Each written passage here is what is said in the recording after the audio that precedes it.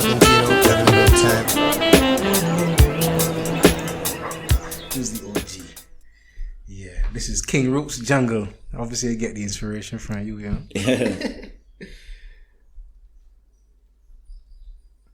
Alright, recording there. Recording here.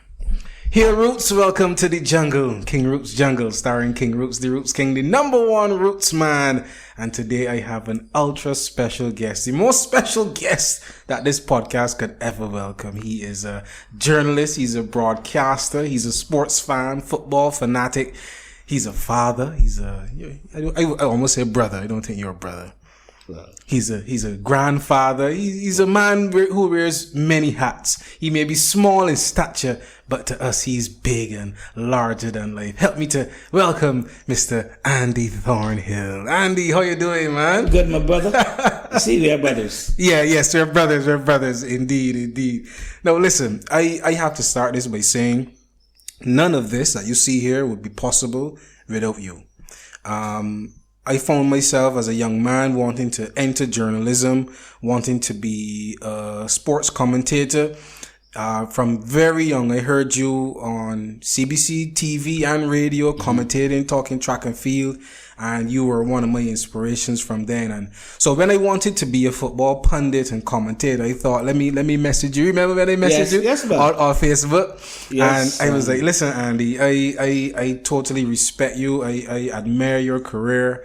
Listen, this is what you want to do, what you could do. And I thought you would just tell me, read this book or, do this or start this. But you said, well, I ain't know what you could say, but come on my football show. Well, that was easy because it's easy for me to help young people. Mm-hmm. Well, help people in general. Mm-hmm. But I've never found myself in a position where I did not want to help young people. Yeah. Especially if they're enthusiastic, etc. And they don't got to do it my way. Mm-hmm. I'm just about giving them the opportunity. And I guess the reporters that I left behind at CBC would attest to that. Mm-hmm. I can recall a few occasions where I got into trouble for like pushing them too early into certain areas. Mm-hmm. But you believed in them. Without getting permission from people above me. But that's part of my DNA, as a young person, myself. In fact, I would put it this way. Mentorship played an important part in my entire development. Mm-hmm.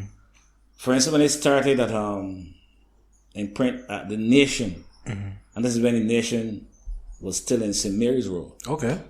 I hadn't moved down to Fontebelle yet. As a youngster, having gone through a journalism course with the late Robert West, was then called the extramural department, which is now the open campus. Mm-hmm. Okay, then the point is still the same place? Well, it was there at that time. Okay. Where we did the initial course. Mm-hmm. So I was eager after that to get into journalism. So, I started this connection with the Nation newspaper. And at that time, I mean, you were dealing with people like Harold Hoyt. Cozier? Cozier? Harold Hoyt. Mm-hmm. Tony Cozier as well? Well, Cozier wasn't there as yet. Mm-hmm. Al Jokes. Mm-hmm. I mean, two of the biggest icons ever in print media in Barbados. So, you're coming under their tutelage. Yeah. You're getting tips from those guys, etc. Then you moved on and went to CBC. You met Claude Graham, Adrian Sisnet, this body, the next body. I mean, people who were like Sylvester Ford, people who were at the top of their profession and well respected in Barbados. Indeed. To get guidance from those kinds of people, always resonated on me. And so it was easy then for me to flip the script when I got in a position that I could help younger people as well. So that's where you came in. Yeah, for sure. Yeah, and I've never held back. I've never tried to hold back younger people. I prefer to push them. Yeah. Give them the opportunity. Well, if you mess up, you mess up, but at least you cannot say that Andi Thornhill put a stumbling block in your way. And that's why I say all the time, Andi Thornhill is the person who gave me my start, who allowed me to come on his show and be myself, express myself, meet other people as well, people like PV, obviously the other staff at CBC and other people in football, you know. Kent Hall as well. Kent Hall and head coach. Exactly. Good friend of mine as well. We traveled a few times. He's a good boy. He's a good boy. So just because you invited me on, that opened a door. That opened up many doors, not even a door, many doors. Even at University of West Indies, I went and I started covering the UE team for the local campus magazine from there. Yeah. But I guess that wasn't really related to you, but just because I felt empowered in that football space, in that media space, I said, let me go and do everything that I could do. And then we did the World Cup and everything like that. And it just blossomed to what you see here today. So we did horse racing as well. Yeah, we did. Yeah, the horse racing show, Barbados racing. We can still pick that back up. Yeah, we can still pick that back. Because I got IG page now, score.bb, Score Barbados, right? Yeah. This is our way of covering local sport and a bit of a community. Yeah. You know what I mean? So we could pick that back up for sure for Score Barbados. But definitely my career is built on the foundation of, I want to say, Andi Thornhill. So thank you, sir. I want to give you your flowers now we here in person. And let you know that yes, definitely, if you see an accomplished journalist in front of you, is because you believed in me that day. I think that was February 2014. And that was about 10 years ago now. I didn't know the time. But at least I'm glad to see you have confidence, you know. Indeed. Because that's crucial, that's vital to what you can achieve in your entire life, not only your profession.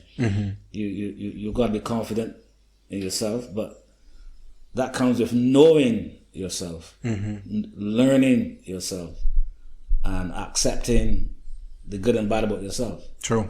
Acceptance is the main thing.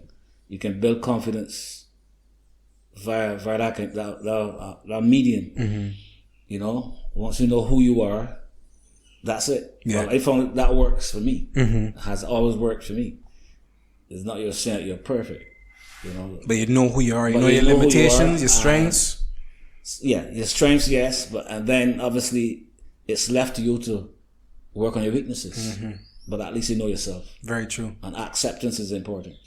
Yeah. So tell me about your journey then. A lot of people know you in journalism. A lot of people know you, as I said, commentating track and field, knapsack, BSAT, and all your quirky one-liners. Funny thing, in class 1, I had an essay, and I used one of your one-liners when you said somebody was doing a smoking, but they wasn't joking. Speaking about running, right? But I later realized where you may have got that lyric from. But even that, your one-liners, your enthusiasm, commentating. People even still talk about it today. So tell me about your journey in journalism, where it started, and how you came to carve this niche for yourself in commentary and in radio and stuff. Well, okay. But as I told you a short while ago, I would have started down at the Nation. Right. So I started in print. And then I eventually got on staff. This was in the mid-70s. I think my apprenticeship there was about 2 years. After then, I moved on. Became a freelancer. I worked for the Belgian magazine, doing the football column. I worked for another magazine called Crown Magazine. The editor was the late Sir Anthony Bryan. Okay. I did my own publications, Football Fiesta, Hot Shot. Oh, you used the name before? Football Fiesta, you used the name before? Okay. Just it was in printed form. Okay, interesting. Then I went to CBC in 1979. Of course, it was a completely different environment to print, to broadcast. And I would say I had to learn the ropes. So they say the hard way, but to get into to make the transition from print to broadcast was a bit challenging, and maybe that related to the person you were or the person you are at a particular stage in your life, I would say I was pretty much an introvert at that stage. So sometimes it could have been challenging presenting as a broadcaster. In fact, I think Claude Graham once said I had a quote unquote an acute shyness for the microphone. But as time went on, and you said, you settled on being at CBC. Well, you gotta get with it. You gotta get with it or quit. It's true. So I decided to get with it. So then I got into it gradually, and that shyness, quote unquote shyness, acute shyness with the microphone went. And for the cameras as well, it started that kind of way as well. But then you got over that because again, you gotta stay with it or quit. And I wanted to stay with it because I got to love the broadcasting aspect of it. And for the most of the time then I would have been writing, prior to that, I would have been writing scripts for other people to read. Oh, for news and stuff? And sports as well. well. Okay, right. And, I said, well, I could do better than that. I could present it better than how it was being read. So that was also instrumental in carving that new passage, new path for me as well. My coming out from that shyness and that being that introvert, out of that shell, so to speak, yeah. And it worked from there. In 1983, then I joined the sports department officially. But I could backtrack a little bit because before that, I started in news then at CBC. Oh, you're in news desk first? Yes. And the thing is, I went, this is funny. The thing I went for 2 weeks to someone who went on vacation. Oh. Yeah. And apparently some of the older and seasoned journalists were impressed with my writing. Because basically when I went, I was like rewriting scripts. Back in the day you had news coming off from Reuters and AP. A machine. You're right, yeah. It came up then through a machine back in the day. So then I would write the scripts. That was my task. I was assigned to do that. And so apparently some of the seasoned journalists there were impressed with my writing and so on. So they kept me on. I was a bit radical, well, not a bit, very radical in those days as well. And radical in like own way. You just do what you not own way. If things weren't done, in my view, on a principle, I would stand up to people. Right. Yeah. And in that environment, especially if you weren't appointed, because I was appointed my first year. So some of the bigger heads were against that kind of attitude. So the story goes that at the time I went on holiday, I wasn't supposed to come back. But those older guys said, no man, this guy got something in. Yeah. Let me work with him, etc. Okay. So then I spent a year in news. After that I went to productions, which did things, features, arts, work with the arts. Cause and there I did Carrie Festa. In 81, we had Carrie Festa here. I believe it was 81. So I was able to work on a project like that. I was able to interact with some of the young dub poets, as they were called at the time. It's no spoken word. Okay, yeah. We're talking about Aja, who at the time name was Mike Richards, Winston Farrell. That's his real name, Mike Richards, Aja? I know him only as Adisa and Dwele. But I'm saying, it was Aja and Adisa and Dwele. Wow. But people of that nature. He's gone through a real transformation over the years. Yeah. So Winston Farrell. How about Addington Ford, Addie Ford? I know of him. I didn't work with him on that particular project. Okay. Right? Because it was a program called The Arts. I know he's a big cultural man. I know. Yeah. But I never worked with him. Okay. But the dub poets of the day, Frank and Antara Jilks, people of that nature, I can't remember all the names.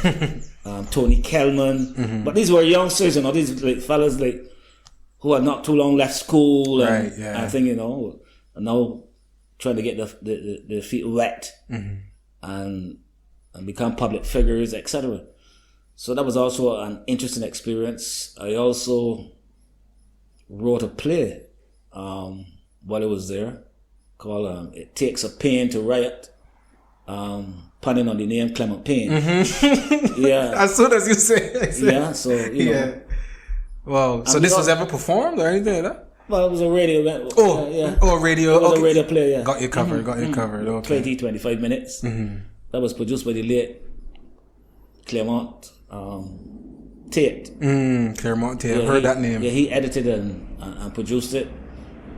During that sojourn, I also worked with Elambe Motley.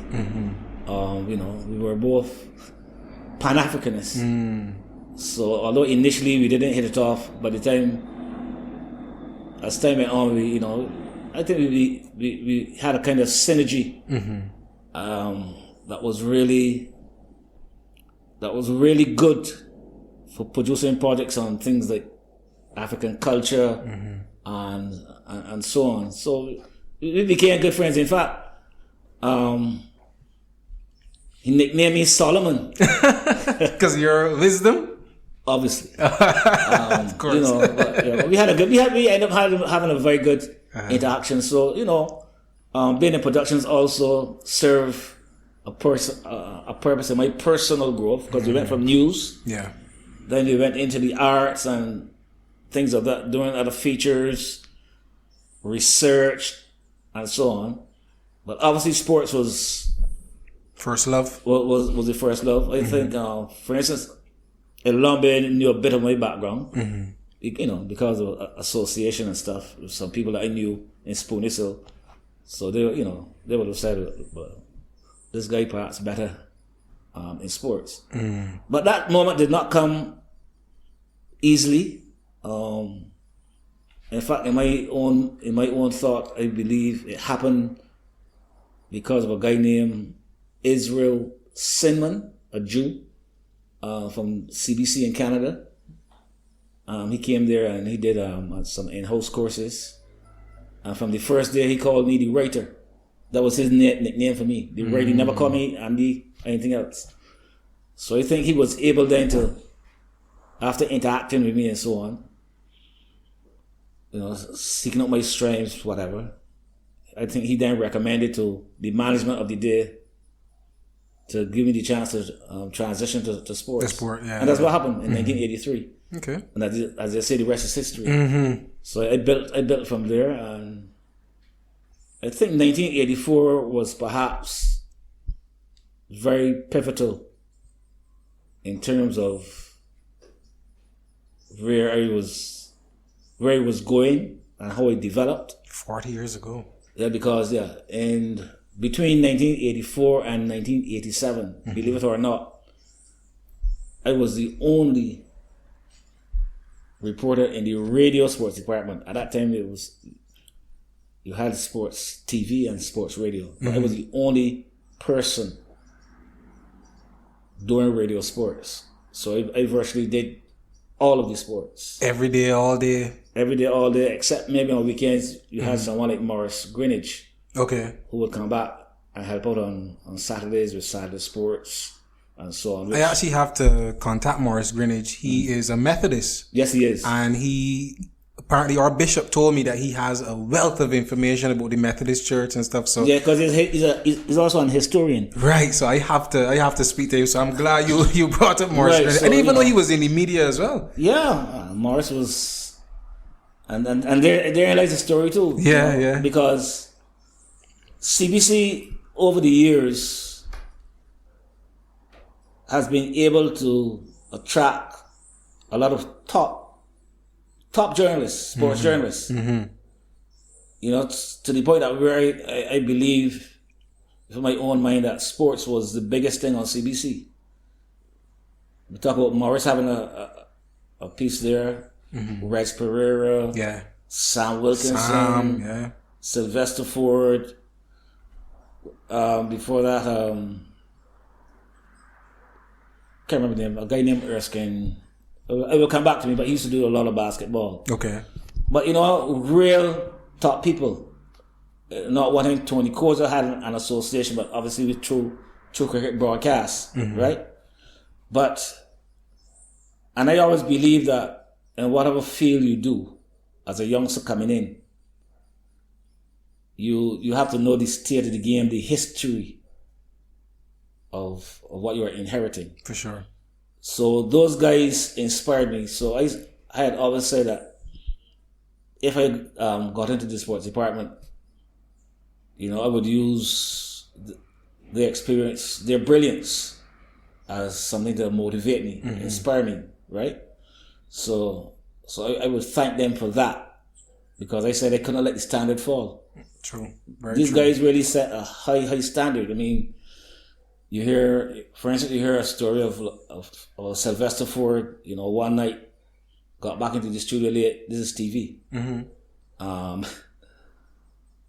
No scripts. From an assignment or something like that? Well, he got there late. I don't know where he was. and the guy virtually said that, run the video. No scripts. And he ad-libbed the whole sports cast. Live? Yeah, live. Yeah. So you had someone like Morris Greenwich.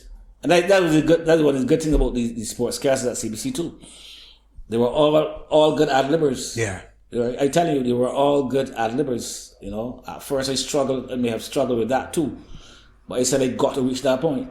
But the moment that caused me to tell myself, look, you have to develop that skill, is one day when I went into the radio studio. That time I used to use reel-to-reel tapes to put on your extracts. Yeah, it wasn't digital. So absentmindedly, I forgot to rewind the tape to the top. So when you hit the tape now, you're hearing check now. Yeah. And the sports cars ended. It was short. I had to wrap it up. And I felt like I had cheated the listeners. And I said this will never happen again. So I started having a number of backups, taking extra scripts, because it's still technology. It wasn't obviously higher as it is now, but things could go wrong even if you put on the tape wrong. Right? True. Yeah. The tape could break in between, whatever. So there's a lot of different mechanisms that went through my head. So as time went on, I became a brilliant ad-libber.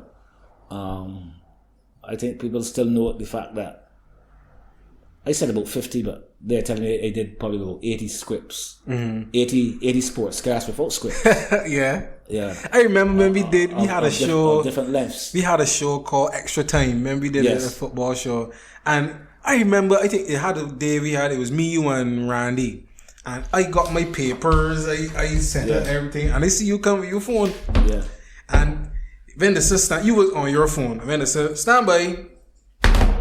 Are you ready? Yeah. And for me, that was the first time I saw that live. Yeah. Because on radio, because we were doing the show before Football Fiesta before that. Yeah. And I would see you, have a little paper maybe with a sponsor ad or something, but you had something. But then for TV, it felt like you transform again into a different kind of host. Probably the ad libs and whatnot. But you see I think the difference between myself and the others who have done it before, except maybe for that time that I refer to Sylvester, is that my ad-libbing of the news or of sports and going in there without scripts, literally going in there without scripts, and I would get in there maybe a minute before these sports guys. Because I never like hanging around in the studio. I believe I would make more mistakes. Yeah, if they're hanging around. You're thinking about what you want to say and all that. So I normally used to get in there maybe a minute or 2 minutes before. And sometimes when the fellas, when they go to the studio and the announcers say, well, you ready? I said, ready. But I also read the scripts. I said, don't worry about that part. I will get things work out. Yeah. But when I did it, it wasn't generic. I had scores. Got the information here. Times. Names. Everything. Everything down pat here, right? Yeah. So basically, I think that was one of the biggest triumphs in terms of my sports broadcasting, considering a guy who was, quote unquote, once had an acute shyness for the microphone. And there wasn't anything egotistical about it. It's like I said, it's a mechanism I had to develop in case you go in there and things go wrong.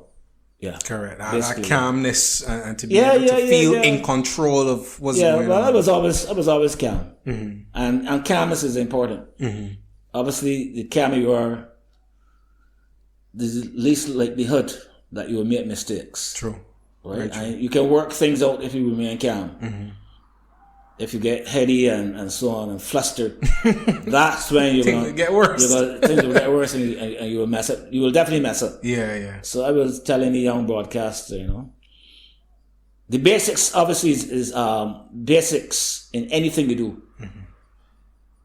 You got to grasp the basics. And once you grasp the basics, it means you can add or subtract anything else. Correct. But you have those 5 W's and so on, and how gotta be an integral part of what you do on a daily basis. Whether you can ad-lib it, write it, you gotta stick to those basics. And it goes to sports. Yeah, true. If you recognize and accept the basics from early, the earlier you do it, to me, the better. Right? Because you find a lot of people who play sports, not only now, but back in the day too. And I recognize there are a lot of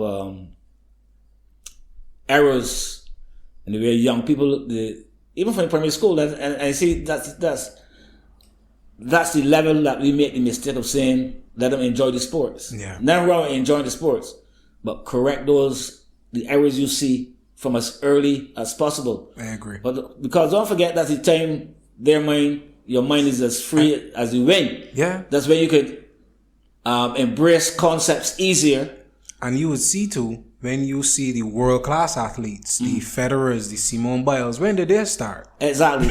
I think she started at 6, Simone Biles. So we can't just say for the 4, 5, 6 year olds it's just fun. No. It's fun within a framework. It's fun while learning. School is fun. Yes. But you gotta learn You gotta learn. So it's that, yeah. So it's not good, for instance, that let's say you're a professional sportsman, whether it's cricket, football, whatever, and you're going to a training session and the coach got to teach you basic things. That's wasting time. You should come already knowing. The only thing the coach should be dealing with now is tactics. Yes. Awareness.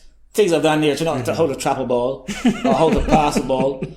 Correct those things from early. Yeah. And the problem there is where they bring it from primary school right up. Before any effort to change it is because the accent is already on winning and winning only. You hear it all the time, especially from parents. Do this, you got at least two or three other coaches besides the real coach at those games. Primary school netball, everybody shouting instructions. It's crazy. And nobody wants to get it right. No. Once you win. And like I said, there's nothing wrong in instilling that from early either. But when you see those mistakes that you have to correct, get to it. Yeah. Because they're gonna take it right through their sporting careers. Don't just chalk it up to being a youngster or being he's only 6. No, let you get right from that. It's like raising children. Yeah. Yeah. Train up a child the way he should go. And when he's older. Yeah, the same thing. They have fun. But when you see them doing certain things, you gotta put your foot down. You gotta correct. And not necessarily in a physical. It doesn't have to be in an abusive way. Then you can talk to children. The easiest way to get through the children is to talk to them. Yeah, you ain't gonna hit. You ain't gonna scream. Well, those children are not idiots. Yeah. I raised 6, so I know what you're talking about. You can talk to children, and that's the best way, because because you can find yourself in a situation because you're older and your children are younger that you have power over them. No, fast forward the script. When they get to the age now, you can't hit them. What you gotta do? You gotta talk to them. Is it the same thing? so they're saying talk to them from the start. Yeah, You know? Talk to them, have that good relationship. Do what you gotta do. Talk to me about your upbringing. Let's move off of journalism for a little bit. Talk to me about your upbringing. You mentioned Spooners Hill. I know St. George as well. But St. George, where he was born. I was born in Eastland.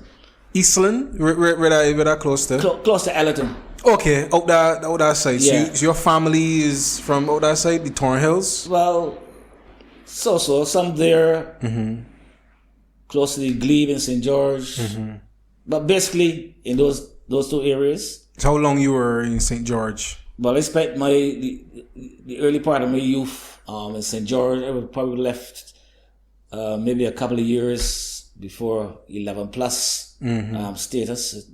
Moved from there, went down to St. Matthias. Okay, Christchurch. No, St. Matthias Boys there in Christchurch. St. Matthias. Which is now Arthur Smith. Right, Arthur Smith. Because at the time it was St. Matthias Boys and St. Matthias Girls. Right. Then obviously they amalgamated. Right, but okay. It's the same thing, Arthur Smith. But obviously people from my time would know it as St. Matthias Boys. Yeah. Yeah? So primary school you went where? Right, St. George first. St. George Boys. Then we went down to St. Matthias. St. Matthias. Right. From there to Green Lynch. Green Lynch is secondary school? Yes.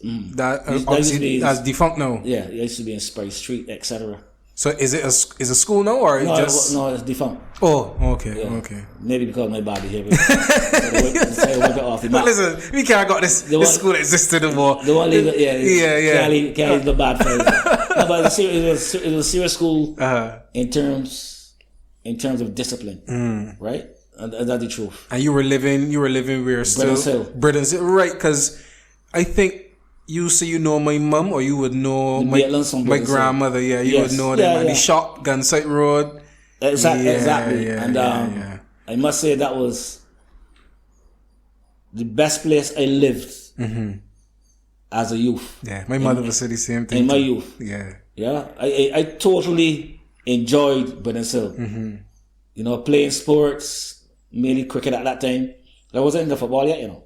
Nah, I would say I learned football culture big. I gained football kind of later in life too. Cricket was always... But you know, and I wasn't a bad cricketer either.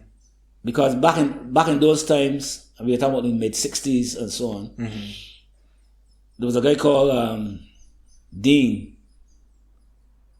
Dean and I were the only two, Dean Druin. Dean and I were the only two youngsters that could play with the big men. Right. Yeah. Youngsters playing with the big men is always big respect. Yeah. He and I were the only two youngsters that were allowed to play with the big men. Because, you know, I think our cricketing skills were that developed at the time. So I got into a lot more horse racing because back in the day, my grandmother would take me to both horse racing and cricket in particular, right? But I thoroughly enjoyed the time I spent in Brazil. Of course, my mother was always there as the backbone of everything I did. You know, we weren't, you know, perhaps contrary to popular belief, we weren't rich, but my mother worked hard because she wanted to ensure that I was good. You know, so she would do maybe 2 jobs and that kind of stuff. You know, at her viewing, because she died recently, a lady who knew us from that time and on came over to me and said, you know, your mother lived for you. Yeah. So you understand what I'm talking about. So she was my backbone throughout my career. Then we went down to live in St. James and so on. But if I could fast forward a bit to the football business, where I only got interested in football when the Englishman Graham Adams came to Barbados. That was when in the 70s? Late 60s, early 70s. He came and started what you call the mini league. And each team had English names.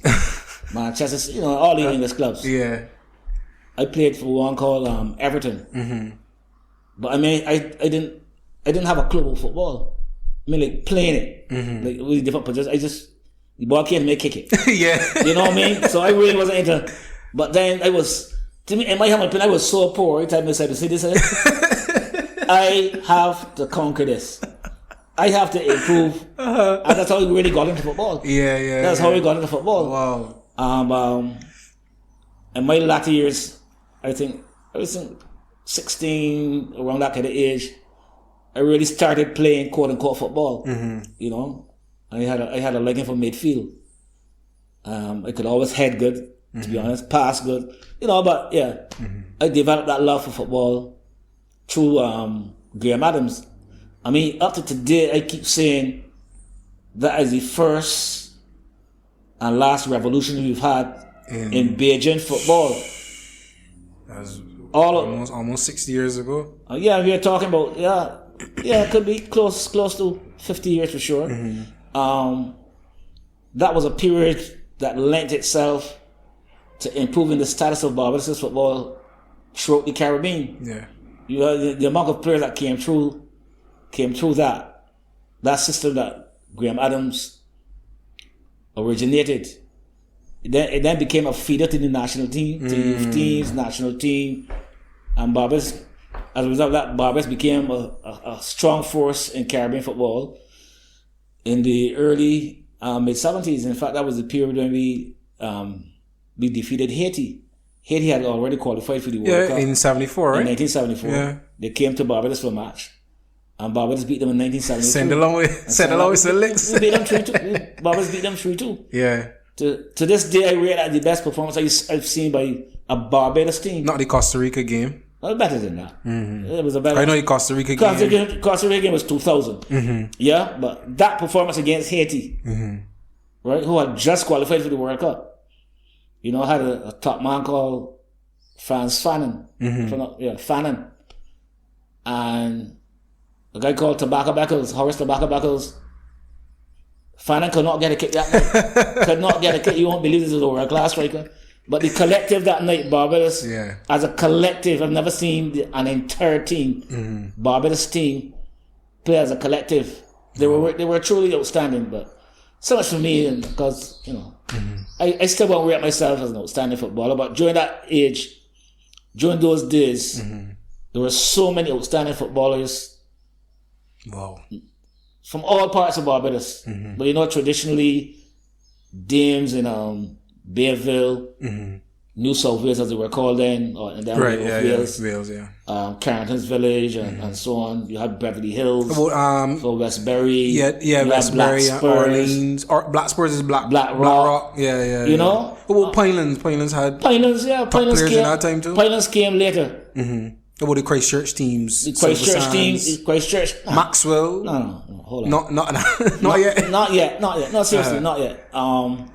But you had a strong Christchurch league. Right, yeah. Hill and... Well, they basically were in the Christchurch league at the time. The late Gordon Douglas, perhaps best known for trying to keep that afloat. And out of that then emerged teams like part of Hill. Paradise and so on. Right, so it's basically Paradise and Hill who made that sojourn first to the top league, first division, etc. Okay, you know, interesting. But it was the amount of outstanding players. I felt at that time Barbados could have produced maybe 2 national teams. There were so many outstanding players that could not make the Barbados team during the era I'm talking about. This is the 70s? Yeah, like the early, mid-70s, down to maybe the mid-80s. We were strong. That was our best time. In my humble opinion, in terms of producing top-class players. Who are some of the names? Because I trying to put together an all-time list for Barbadian football. Who are some of those names? You have people like Gas Clark. Gas Clark, yes. Victor Gas Clark, who many people still rate as our best player. As our best, yeah. Just before him was Reggie Haynes. I've heard that. Who was able to play for a Caribbean team. Yes. Went to England, etc. Reggie Haynes went to Lord School, didn't he? I don't know where he went, but Reggie Haynes was a very good footballer. Made his name with Everton. Of course, it's Keith Griffith. Keith, of course. Outstanding. Keith Griffith, an outstanding sweeper. He played other positions too, but sweeper was the one that people would best remember him for. That was his forte. Excellent. Eric Allen. O'Malley, Yep. the Goddard brothers, Jerry, Tonk, Ricky. So many. It's 3 brothers, Jerry, Ricky. I try to remember the other fellow, the other Goddard. Victor, we call him Poker, Yeah, Victor Goddard. right? Mike Edmere. Which is Zico's dad. Right? Mike Edmere? But there's some relationship there, I'm not sure. Or uncle? Probably his uncle. Uncle, okay. Mike Edmere, yeah. I've heard all these But, names you know, before. Andy Wall. Andy Wall. Yep. So many good players. Outstanding players. Ricky Edie. You can go on and on. Leon Bryan is a goalkeeper. Yeah. Leon Cheese Bryan. Like I say, you could go on and on. Who was the main goalkeeper? It was Brian. Leon Bryan was in the... So Briggle and these guys they came afterwards, way afterwards, 90s. 90s guys. Right. Get me situated here. Briggle is like late 80s, 90s. 90s and so on. So who would have been the keeper? Well, Leon Bryan was Leon Bryan. He was the main keeper at that time. Right. White guy.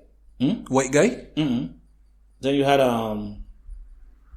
Everton Butch White. You know, internationally, how were we doing as a team though? We were doing well. That's what I'm telling you. And beating Caribbean neighbors, especially. Well, man, it was touch and go between us in Trinidad. No, seriously, Yeah. Trinidad honestly was the better team.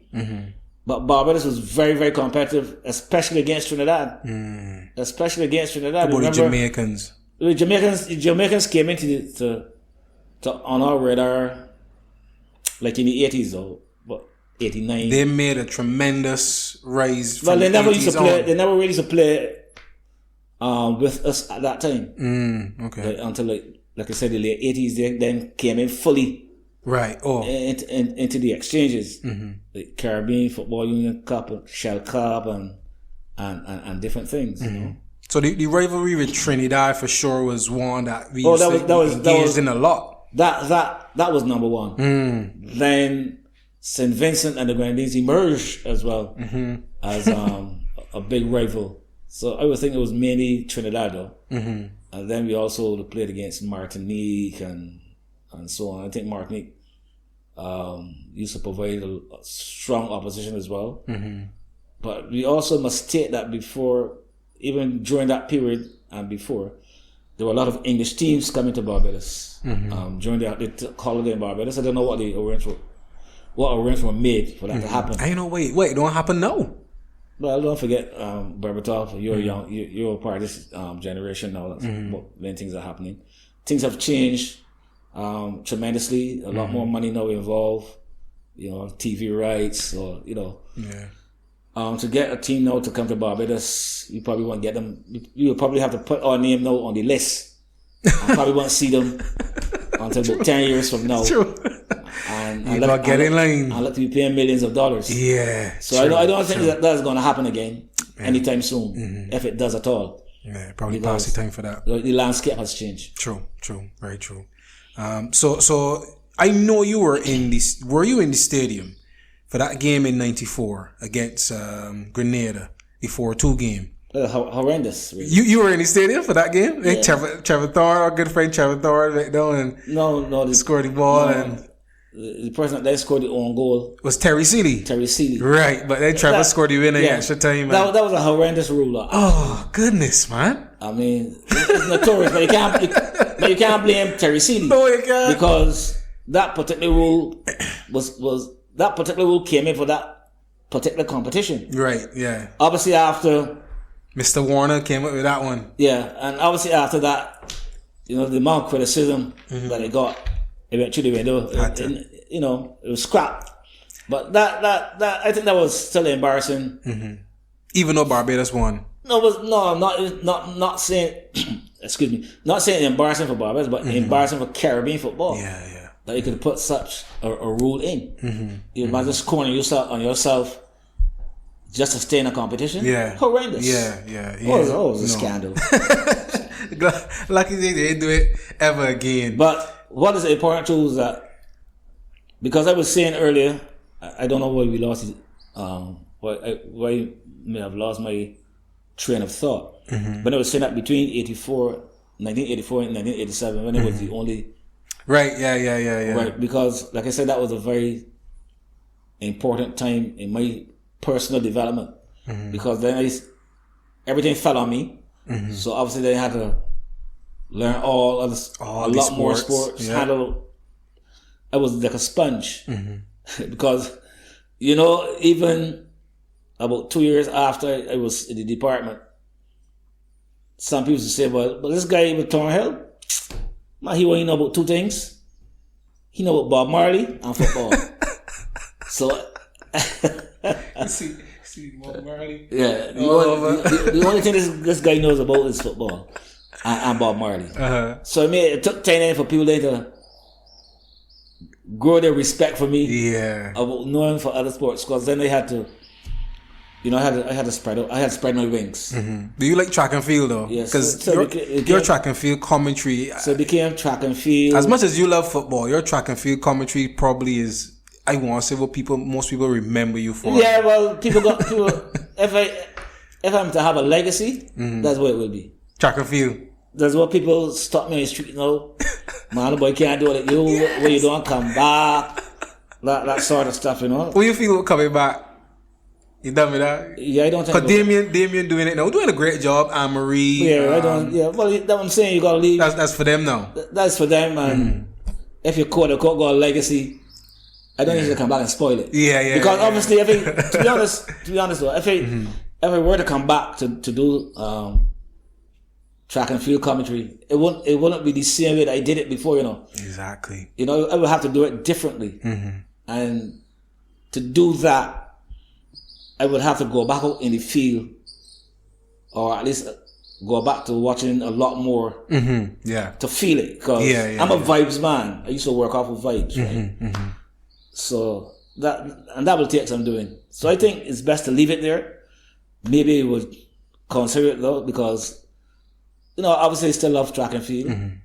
In fact, I was offered an opportunity fairly recently to do commentary on the senior games, but that coincided with the time when my mother was ill. Oh yeah. So I had to turn it down because she came first. Yeah, of course. So it could happen. Okay. Well, I can't put a date on it. Ladies and gentlemen, we might get a return of the great Andy to track and field commentary. It could happen. It might happen. Yeah, it could happen. All right, Andy. Before we go, because we gotta leave very soon. First of all, thank you for being here once again. Before we go though, I want to ask you about your life philosophy. You mentioned the Bob Marley and the football. Two things that are very important to me as well. Two things that obviously we share in common.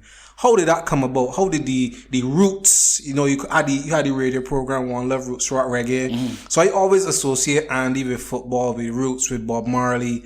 How did all of that? How did you first get exposed to Bob Marley? I want to say the roots philosophy. How did all that come about?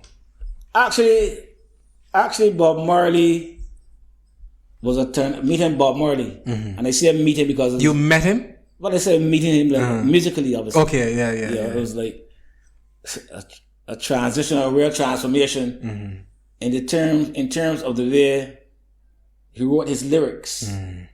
Because before that, I was obviously into the different genres, even rock music. And I'm a big fan of Jimi Hendrix. And actually, this is a revelation I made. No, I never made it publicly because people, he spelled my name A-N-D-I. Yes. But Jimi Hendrix spelled his name J-I-M-I. Yeah. So where that influence came from, So people had it all wrong. Yeah, because it's only recently. I feel it's only last year. Right? I found that your name is Anderson. Yeah. So, I thought you was just Andy. So for sure, it's by A-N-D-I. That like I said, that's Jimi Hendrix influence. Okay. But I listen to all the other rock bands. Deep Purple, Uriah Heep. What about the English ones? Well, Led Zeppelin, Beatles. The Beatles, but that boy, there was Rolling Stones. Rolling Stone, not so much Rolling Stone, but quite a few English bands, and I was particularly keen on the way they wrote the lyrics. Yeah, yeah. The writing is what The compelled writing you. compelled me to listen to rock music. Well, obviously, I idolize Hendrix mainly. Although Hendrix was a good, outstanding writer, but obviously his playing of the guitar, more or less superseded and overshadowed his writing. But Hendrix was an extremely talented writer.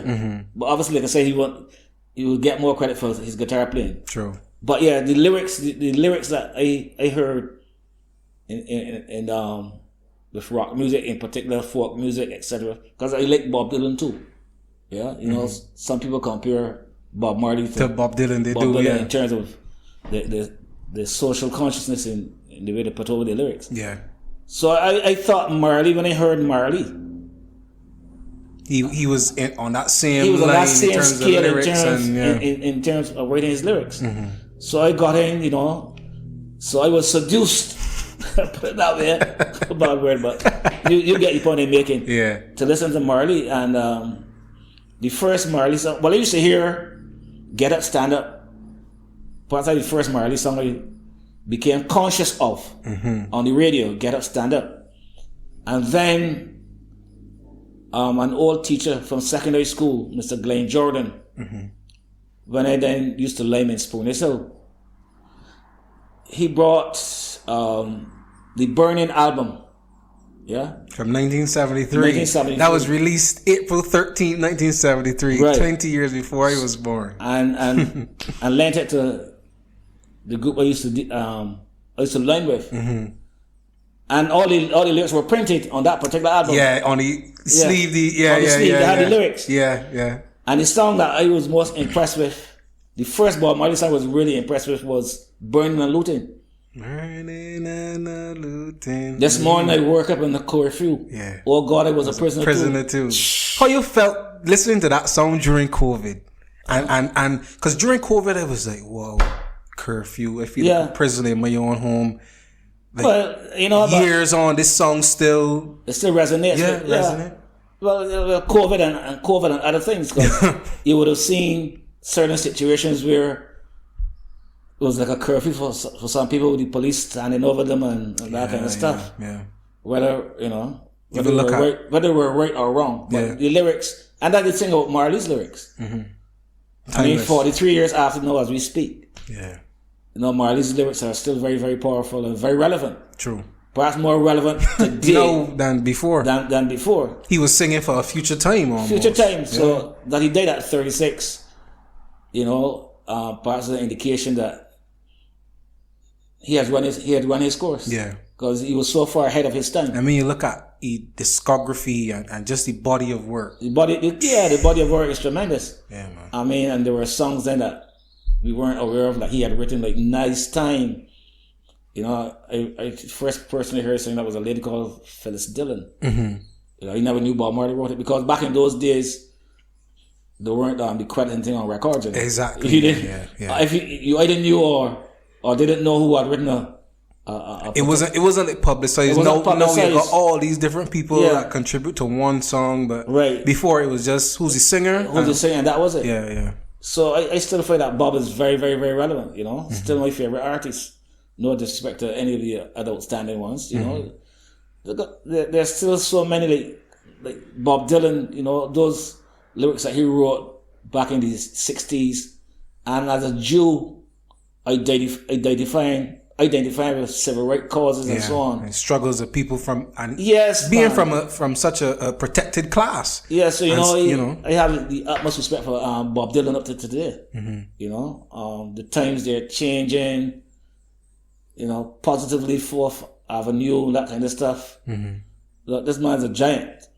Well, who other reggae artists? Tosh? Definitely. Obviously, Tosh, Jimmy Cliff. Excellent. Burning Spirit? like Burning Spirit? Burning Spirit. I like what they call perhaps the quote-unquote radical. Okay, so you like culture? Culture. You gotta like culture. That's my number 2 band. Obviously, man. Third World. Third World. Jacob Killer Miller. Okay, and that, to put it in a nutshell, then, the regular groups of the mid 70s, because I think that was the best period. This is my humble opinion. Maybe an opinion shared by others as well. That was the greatest. That was the golden era for reggae music of Jamaican music. Okay. Yes, because they were the reporters. Because they were the journalists. Yeah. You know, social commentary. They reported the news. They brought the news. I think Bob Marley. Bob did say so. I think Bob Marley would have made an outstanding journalist. Yeah. Because Bob, perhaps more than the others, had that ability to write what you call. It may have seemed to be few lyrics, but powerful lyrics. Very much so. So he wrote headlines. He wrote a lead. One good thing about music, when it hits, you feel no pain. Yeah. You know what I'm saying? He just wrote in leads. He just wrote. When the morning I never thought of that. when the morning gathers your rainbow. Yeah. I want you to know I'm a rainbow too. So he wrote. He said things that stuck in your mind, and to some people may have appeared to be repetitive. But chances are, but it's the force of the song that made Marley, along with his melodies. High tide or low tide. Tremendous melodies. Yeah. You know, you could sing any Bob Marley song. Always had a sweet melody. And you put that now with the lyrics. A conscious message. A conscious message. You know. Yeah. Brilliant. So basically that's all, and that influenced my life a lot. You know, not that you agreed, as Obama had said one time. It doesn't mean that you necessarily agreed with everything that Bob said. Or did. But at least you open your eyes then for you to make your own decision. Correct. Because you said that every man has the right to decide his own destiny. You know, he never said you gotta agree about Marley. He put the message out there. It's for you to take from it what you wanted. Open your eyes and look within. Okay. And he did say that on his way out, a reporter asked him. A reporter said to him, "Bob, you might not be around for too long, not much longer. What you got to say to the people?" And Bob looked at him and said, "The people have to listen to that voice within." So, even in those days, which obviously were dark for him, I guess at that stage he had recognized that he had accepted his fate, what his fate would be. Yeah. He said, "Look, listen to that voice. You don't listen to mine. Listen to that voice within you to get your truth." Indeed. So it goes. Indeed, very much so. Andy, man, I wish we could talk. I wish we could talk forever, but today is not one of the days. But once again, I appreciate you coming here and just sharing. But before, with the audience. But I just want to make it abundantly clear that although Bob had the most influence on me, the others, like some names I mentioned, Cliff, such an outstanding artist, Tosh. Very radical, very revolutionary, militant, and very revolutionary. I think overall, what Bob may have had the edge on, let's say, a Tosh. Not that it was competition; it just evolved that way. That he may have been a better all-round artist. Yeah, right. Saying, we put it all together. Then it was like the sobers. And then what somebody also mentioned to me was, you gotta think about the ladies. Maybe Bob was a little more appealing to the ladies. In terms of marketing, Well, Tosh too, but just that Tosh was very uncompromising. Yeah, Marley in his own way, although he had some very radical songs, Babylon System, Talking Blues, War. Now that you know that the preacher is lying, they feel like bombing a church. Yeah. Babylon System is a vampire. Some real outstanding radical lyrics. Notwithstanding, because a lot of people forgot or tend to forget that the weirdest coming up, Bob, Bunny, and Peter, were part of what was called the rebel culture. Very true. So Bob wasn't easy. Call him Tough Gun for a reason, you know. That's how he got his name, Tough Gun. Yeah. Right? So they were part of that rebel culture coming up. I think, like I said, as time evolved, as time went on, you know, but the guy probably sat himself down and said, you know what? The different ways I could say things with the same meaning as if being straightforward. Yeah. Being like a tosh. You know, as he said, who the cat fit will wear. You understand? I throw my corn, I ain't calling the fault. But it doesn't make bubble soft. True. Yeah. In fact, it was called rude boy culture. And a lot of those reggae artists back in that time were sanctioned because of quote unquote rude boy culture, because they were Rastafari and stuff, couldn't get their music on the radio and so on. And matter of fact, there was a lady who worked at CBC called Jean Lewis, who told me, man, Andy, you know, I know you like the Bob Marley you're hearing now. And this was like after he had passed, like 1983, around that kind of time. She had come to work at CBC. And she said, you know, some of Bob's best songs are some of the earlier ones. So that I backtracked. And she was right. Yeah. And she said, you know, I used to help him get his music on the radio. So it was very tough for these guys to break through, you know. Imagine that. It was very, very, very tough for these guys to break through. So me, even from that viewpoint, you gotta give these guys the props that they deserve. Yeah. Indeed so. The only thing left now for Jamaica to do is make Bob a national hero. Is he not? No. I was talking to somebody recently and No. I It's been put on the table for so many years now. But he's not a national hero in the sense of the way that Marcus Garvey is. In fact, we are talking here now on Marcus Garvey's birthday, August 17th. Indeed, yes, Marcus Garvey's birthday. Right, but I was thinking about Rihanna being a national hero in Barbados. I have her right there on the but wall. Bob is not a national hero. No. Well, not officially. Yeah, well, For some officially. people, he is a national hero. Yeah. You know? I guess there are two faces that people recognize would be Bob's face and Usain Bolt. Yeah, of course. Yeah. So, I can talk to Mr. Holness, though, on an Honorable Mr. Holness. Andy, my OG, before we leave, I just want you to share one bit of advice that you may have received in your life, that you may have learnt in your life, that you could share, not just with me and with the audience, but one bit of life advice that stuck with you your whole life, that really helped you to push beyond your barriers, push beyond your current situation. One bit of life advice. Right. And this takes me back now to the mentorship. And if I should not have forgotten it, actually, it should be slapped on the wrist.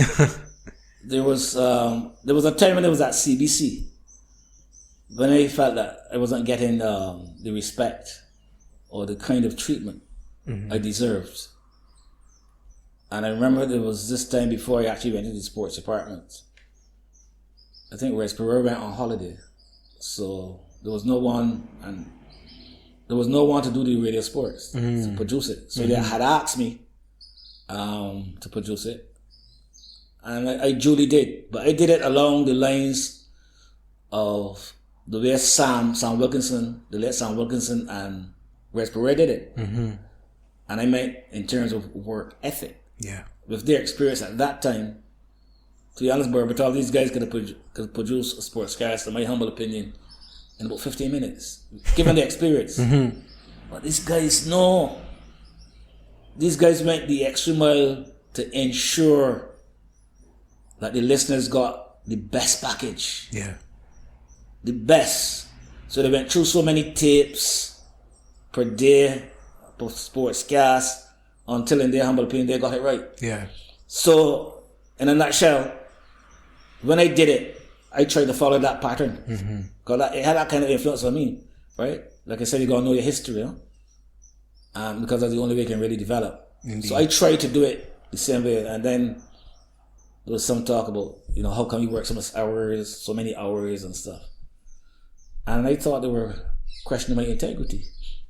So I said at this point, well, see they say no? But Andy, you don't want no responsibilities because the family hadn't started yet. You could leave this place. And there was this gentleman, Frank Grimes, he's now deceased as well, who came to me and said, but Andy, I know your position. But tell me something.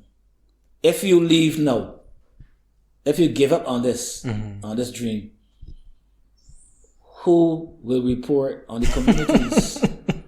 Who will report what's happening in Deacons? Exactly. Islands, Britain's Hill. Yeah. You know, and it struck me immediately. I had to take a step back.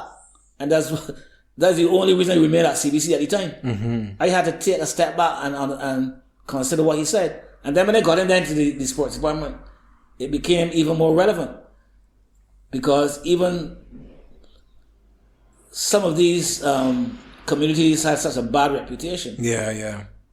You had reporters who did not want to go to cover these events in the Pine, for instance. Yeah, on the farm or something. No, boy. Yeah. So it was Andi Thornhill who went these places. Yeah. That's the first, for instance, that's the first place I would have seen Bob Ford as a referee. Right, yeah. I mean, Bob was about maybe 15, 16, you know, during the out-of-season football tournament on Regent Hill. Wow. The first time I would have seen his brother Potato. Right, because them from the Pine, right? Yeah.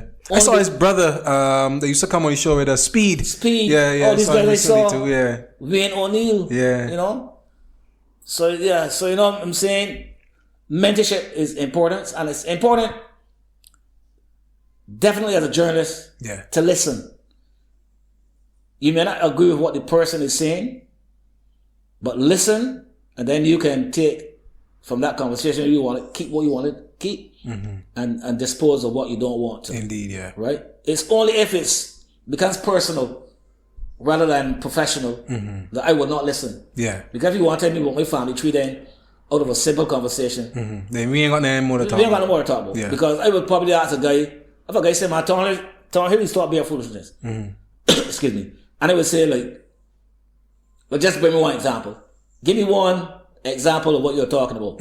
If you can't, our conversation finish. I go on my way, you go yours. But it's important to listening. Yeah. And I think listening has been my key strength, honestly. Because if you can't listen, you can't learn. Straight up. Superb. Andy, big at yourself. Yeah, man. Thanks very much. No problem, and buddy. We can talk again soon for sure on the podcast. We have to. Yes. The number one roots man. I just normally call myself the number one roots man, but in the presence of Andy, he's the number one roots man. Number one roots man, King Roots. Big at yourself. Yes, brothers and sisters, Bob Marley talking to you, having a good time.